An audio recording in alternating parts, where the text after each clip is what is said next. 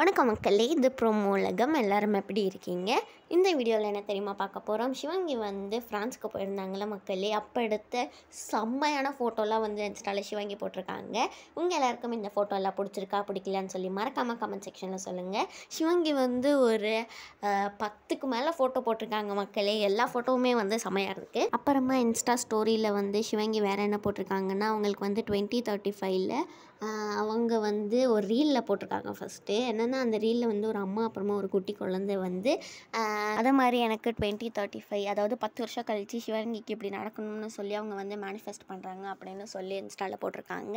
வேறு எதுவுமே சிவங்கி இன்ஸ்டாவில் போடல. அப்புறமா அஸ்வின் குமார் அவங்களோட ஒரு ரீல் போட்டிருக்காங்க. என்னென்னா, ஒரு பொண்ணு வந்து உனக்கு என்ன எவ்வளோ பிடிக்கும்னு கேட்குறாங்க. அதுக்கு வந்து ஒரு பாட்டில் அப்படியே அஸ்வின் குமாரோட எல்லா ஃபோட்டோவும் வருதா.